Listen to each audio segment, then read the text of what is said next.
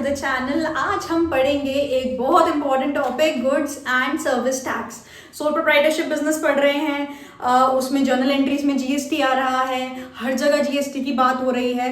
इतना ज़्यादा इंपॉर्टेंट हो गया ये जीएसटी कि आप इसे स्किप आउट नहीं कर सकते हैं। तो अकाउंटिंग समझने से पहले ये समझना बहुत ज़रूरी है कि गुड्स एंड सर्विस टैक्स होता क्या है। So let's get started. पहली चीज़, आज हम क्या पढ़ रहे हैं? Goods and service tax. Goods and service का मतलब तो हम सबको पता है। पहले समझ लेते हैं कि भाई टैक्स होता क्या है, इतना डरते क्यों है सब लोग टैक्स से, ये टैक्सेशन आखिर है क्या। तो सबसे पहली चीज, टैक्स जो है वो सरकार के लिए यानी कि गवर्नमेंट के लिए एक रेवेन्यू का सोर्स होता है। तो यहां पर मैं लिख रही हूं गवर्नमेंट रेवेन्यू। अब भाई सरकार को रेवेन्यू चाहिए क्यों है, क्यों नहीं चाहिए सरकार को रेवेन्यू?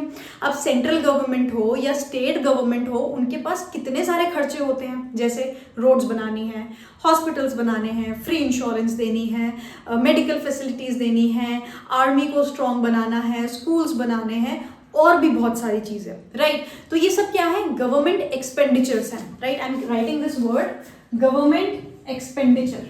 मतलब सरकार के पास बहुत सारी जगहें होती हैं जहां उन्हें खर्चे करने होते हैं। अब ये खर्चा करने के लिए कमाई की जरूरत भी तो है, राइट और रॉन्ग? अगर आपको किसी चीज में खर्चा करना है तो पहले आपको पैसे भी तो कमाने पड़ेंगे। तो इसी तरीके से अगर सरकार को खर्चा करना है बहुत सारी चीजों में, तो उन्हें पहले पैसे कमाने भी तो पड़ेंगे। तो ये जो पैसे कमाते हैं सरकार, जो गवर्नमेंट रेवेन्यू इकट्ठा करती है, उसमें एक बहुत बड़ा कॉम्पोनेंट होता है टैक्स का, राइट। सबसे बड़ा कंपोनेंट क्या होता है? टैक्स। अब मैं ये नहीं कह रही हूँ कि सिर्फ टैक्स से ही सारा पैसा कलेक्ट होता है, लेकिन बहुत मेजर कंपोनेंट जो है वो कहाँ से कलेक्ट होता है? टैक्स से कलेक्ट होता है। अब क्या है टैक्स, कैसे कलेक्ट किया जाता है? ठीक है, सरकार इकट्ठा कर रही है, पर किस बेसिस पे इकट्ठा करती है? तो ये करने के लिए हमारे पास दो कैटेगरीज होती है। हम टैक्स को बांट देते हैं दो कैटेगरीज में। अब वो दो कैटेगरीज क्या है, आइए यहाँ देख लेते हैं। एक है हमारे पास डायरेक्ट टैक्स, ठीक है भाई, और दूसरा है हमारे पास इनडायरेक्ट टैक्स। अब हमें भाई इंग्लिश मीनिंग पता है कि डायरेक्ट का मतलब क्या होता है और इनडायरेक्ट का मतलब क्या होता है, तो वो ही मतलब हम लोग टैक्सेशन में भी यूज कर रहे हैं। अब जब एक पर्सन में आप, मैं, company, partnership firms, local authorities, ये सारी चीजें कवर हो जाती हैं, ठीक है। तो मैं इंडिविजुअल की बात नहीं कर रही हूँ, मैं क्या कह रही हूँ? पर्सन। जब एक पर्सन की इनकम पर, इनकम यानी कि अब आप कहीं पे नौकरी कर रहे हैं तो आपके पास सैलरी आएगी, ठीक है। आप अपना बिजनेस रन कर रहे हैं तो आपके पास प्रॉफिट आएगा। आपने पैसा ब्याज पे चढ़ा रखा है तो आपको इंटरेस्ट आएगा। आपने कोई प्रॉपर्टी रेंट पे दे रखी है या किराए पे दे रखी है तो आपको रेंट आएगा, राइट। तो आपकी एक पर्सन की जितनी भी इनकम होती है, उस इनकम पर एक चार्ज लगाती है गवर्नमेंट, राइट। क्या लगाती है? चार्ज लगाती है, और उस पर्सन से ही क्या करती है? उसे कलेक्ट करती है। तो किस पे लिवाई हो रहा है? पर्सन पर। लगाया किस पे जा रहा है ये टैक्स? एक पर्सन की इनकम पर। और कलेक्ट किससे कर रही है गवर्नमेंट? उसी पर्सन से कर रही है। तो इसे हम क्या बोलते हैं? Direct tax. मतलब डायरेक्टली उस पर्सन पे लगाया जा रहा है, उस पर्सन को बताया जा रहा है भाई तुम्हें इतना टैक्स भरना है, और वो पर्सन डायरेक्टली गवर्नमेंट को क्या कर रहा है? वो टैक्स दे रहा है, चार्ज कलेक्ट करके दे रहा है, राइट। तो इसे हम बोलते हैं बेटा डायरेक्ट टैक्स। अब मैम इनडायरेक्ट टैक्स क्या होता है? ये तो हो गया डायरेक्ट। अब इनडायरेक्ट समझिए। मैंने खरीदा ये मार्कर लेट से 30 रुपए का, 30 रुपए में लेट से 28 रुपए इसका कॉस्ट, मतलब 28 रुपए इसका प्राइस था और 2 रुपए टैक्स था। अब क्या मैंने 28 रुपए दुकानदार को दिए और 2 रुपए अलग से सरकार को जाके दिए? नहीं, मैंने किसको दे दिए? वो दुकानदार को दे दिए। अब या तो दुकानदार वो गवर्नमेंट को पे करेगा, या दुकानदार ने जिससे खरीदा है वो आगे गवर्नमेंट को पे करेगा। तो यहाँ पर फाइनली जो टैक्स का बर्डन है वो किस पे आ रहा है? मुझ पर आ रहा है, जो कि कंज्यूमर है। किसकी जेब से जा रहा है? फाइनली मेरी जेब से जा रहा है वो टैक्स, राइट। लेकिन पे मैं नहीं कर रही हूँ, पे कोई और कर रहा है, मैंने जाके सरकार को तो नहीं दिया। तो इसीलिए बेटा इसे बोलते हैं इनडायरेक्ट टैक्स। लिवाई किस पे हुआ? मुझ पर, लेकिन पे किसने किया? किसी और ने किया मेरे बिहाफ पर। मेरे से किसी ने कलेक्ट कर लिया, जो वैल्यू चेन बनती आ रही है उसमें किसी ने कलेक्ट किया और जाके सरकार को दे दिया। इसे हम बोलते हैं बेटा इनडायरेक्ट टैक्स, राइट। तो ये डिफरेंस होता है आपकी डायरेक्ट टैक्स में और इनडायरेक्ट टैक्स में। यहाँ पर जिस पे लिवाई किया जा रहा है वो ही पे भी कर रहा है, यहाँ पे टैक्स का बर्डन किसी और पर आ रहा है और पे कोई और जाकर कर रहा है, तो इसे हम बोलते हैं बेटा इनडायरेक्ट टैक्सेस, ठीक है। अभी इनडायरेक्ट टैक्सेस जो हैं ये बहुत ज़्यादा कंफ्यूजिंग हो रहे थे। हमारे इंडिया में लगभग 17 तरीके के अलग अलग इनडायरेक्ट टैक्सेस थे। कोई सर्विस चार्ज ले रहा है, कोई वैट ले रहा है, राइट। बहुत अलग अलग तरीके के हमारे पास क्या थे, इनडायरेक्ट टैक्सेस एग्जिस्ट करते थे। अब इसकी वजह से बहुत ज़्यादा कन्फ्यूजन हो रही थी। क्या कन्फ्यूजन हो रही थी? सबसे पहली कन्फ्यूजन ये हो रही थी कि हर एक जो स्टेट थी वो प्रोडक्शन पर टैक्स लगाया करती थी, ठीक है भाई, प्रोडक्शन पे टैक्स लगता था और हर एक स्टेट अपने हिसाब से ये टैक्स ले रही थी। कोई ले रहा था 5%, कोई ले रहा था 18%, कोई ले रहा था 20%, कोई ले रहा था 2%। अब मुझे बताओ कि भाई प्रोड्यूसर के कंटेक्स्ट से, प्रोड्यूसर के हिसाब से सबसे बेस्ट जगह कौन सी होगी प्रोडक्शन पे, जहाँ पे जो ये टैक्स है वो क्या होगा, कम से कम होगा। तो इस चक्कर में क्या हो रहा था, ऐसी स्टेट जहाँ पे टैक्सेस कम थे प्रोडक्शन पे, जहाँ पे टैक्सेस कम लगते थे, वहाँ पे इंडस्ट्रियलाइजेशन बहुत ज़्यादा हो रहा था और बाकी कहीं पे हो नहीं रहा था।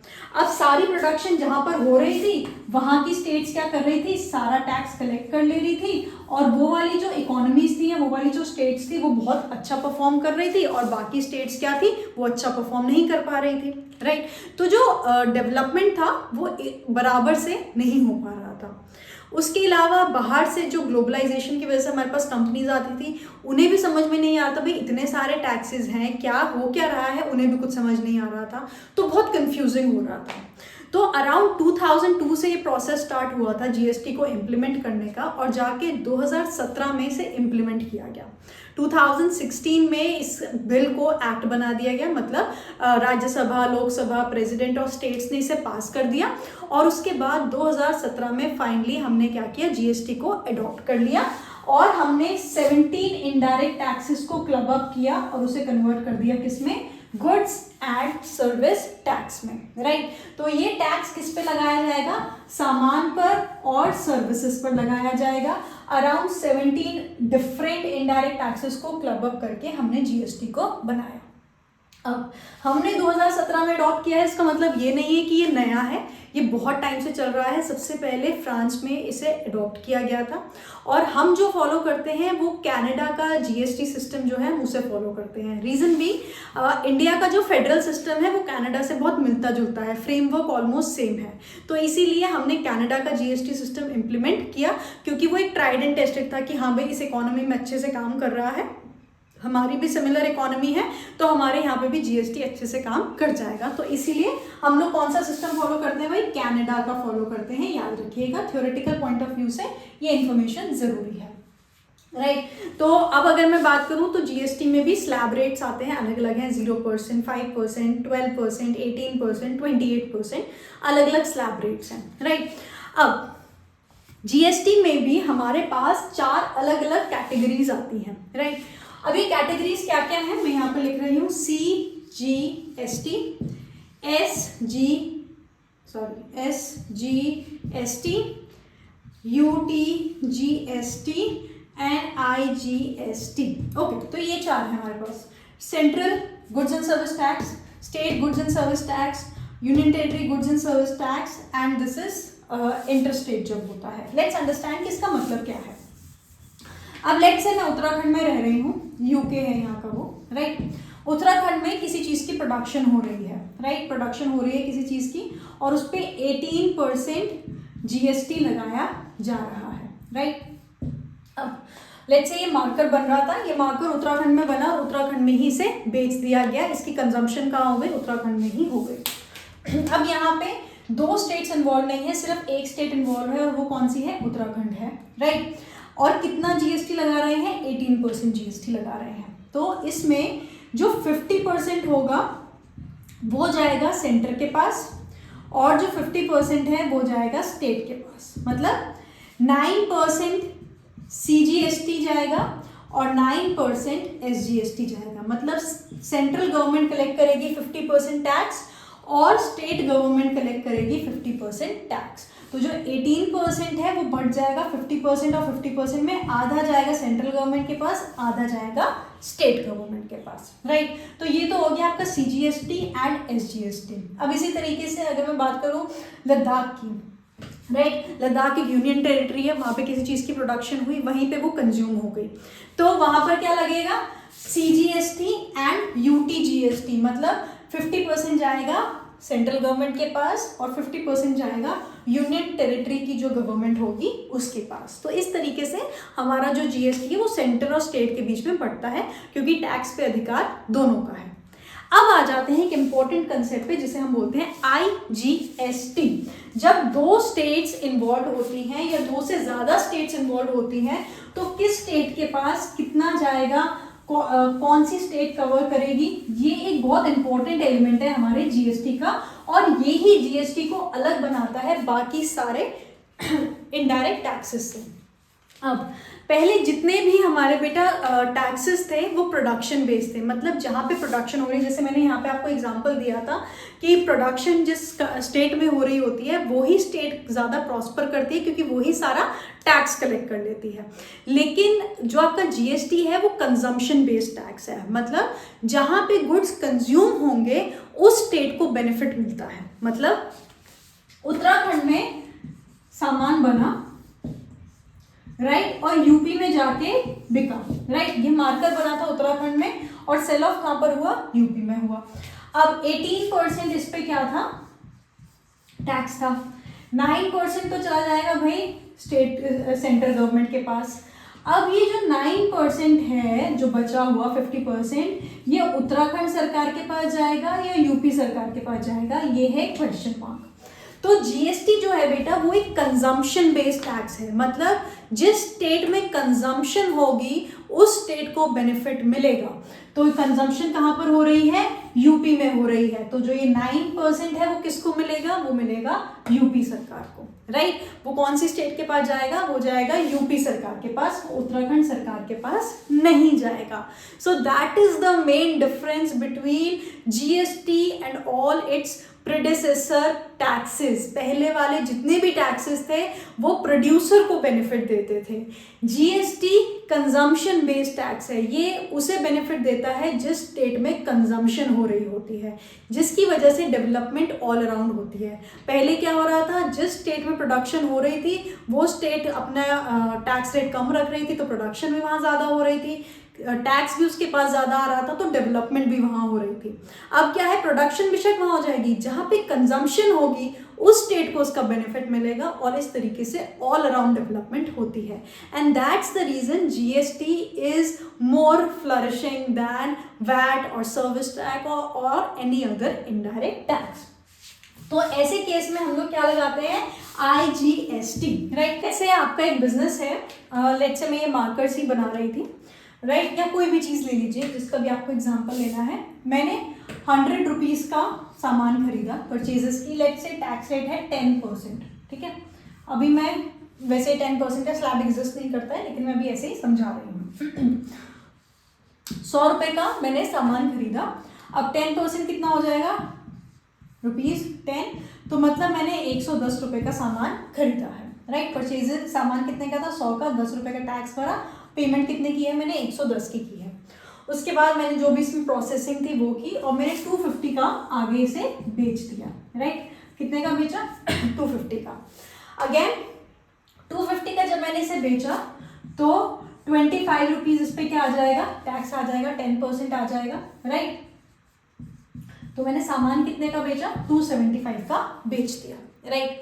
अब अगर मैं GST की बात करूं बेटा, तो यहाँ पर 10 रुपये मैंने GST पे किया है, और यहाँ पे 25 रुपये मैंने GST कलेक्ट किया है, राइट। क्या किया मैंने, 25 रुपये का मैंने GST कलेक्ट किया है, राइट। हमें पता है गुड्स एंड सर्विस टैक्स है, तो ये हर स्टेज पे हम लोग कैलकुलेट करते हैं। 25 रुपीज़ का मैंने यहाँ पे GST कलेक्ट किया, और यहाँ पे मैंने ये GST क्या किया, पे किया था, ठीक है। अब कोई मुझसे कहेगा कि भाई टोटल टैक्स कितना हो गया, 10 + 25, 35 रुपीज़ का तो पूरे में टैक्स ही आ गया। This is wrong, this is wrong. 35 rupees का टैक्स नहीं है, right. Let me explain how. This, ये जो 10 रुपए का है बेटा, इसे हम बिजनेस में बोलेंगे हमारा टैक्स इनपुट। टैक्स इनपुट है ये हमारा, क्या है हमारा टैक्स इनपुट। मतलब सामान बनाने के लिए या आगे बेचने के लिए, बिजनेस रन करने के लिए मैंने जितने भी गुड्स लिए होंगे या सर्विसेज ली होंगी उस पर मैंने जीएसटी पे किया होगा, तो वो मेरे लिए क्या बन जाएगा, इनपुट टैक्स बन जाएगा कि भाई मैं इतना ऑलरेडी दे चुका हूँ। अब यहाँ पर मैंने 25 रुपये जो कलेक्ट किए हैं उसमें से 10 तो मैं ऑलरेडी पे कर चुका हूँ, 25 रुपीज़ मैंने कलेक्ट किए, लेकिन 10 का इनपुट मैं क्या लूँगी, 10 का इनपुट मैं ऑलरेडी दे चुकी हूँ, मतलब मैं जीएसटी 10 रुपये ऑलरेडी पे कर चुकी हूँ। तो मेरा कितना बचा है, 15 रुपये की लायबिलिटी मेरी बची है। कितने की लायबिलिटी बची है, 15 रुपीज़ की मेरी लायबिलिटी बची है। तो मतलब अगर टोटल टैक्स दिया देखा जाए तो कितना हुआ, 10 रुपीज़ यहाँ पर और 15 रुपीज़ अब भरने हैं, तो टोटल टैक्स कितना हो गया, 25। It is not 35। तो बेटा इसे बोलते हैं इनपुट टैक्स, राइट। इसे हम क्या बोलते हैं, इनपुट टैक्स। मतलब मैं जब एक बिजनेस रन कर रही हूँ, राइट, मैंने बिजनेस रन किया, फॉर एग्जांपल मेरा एक कोचिंग इंस्टीट्यूट चल रहा है, ठीक है, मैंने बोर्ड लिया, मैंने माइक लिया, मैंने टीचर्स हायर किए, उन्हें सैलरी दी, राइट, मैंने ये जितनी भी एक्सपेंसेस किए हैं इसमें मैंने जीएसटी पे किया होगा। जीएसटी मैं जितना भी पे करती रहूँगी मैं उसे क्या बोलूँगी, टैक्स इनपुट है मेरा, राइट, मैंने उतना टैक्स भर दिया है।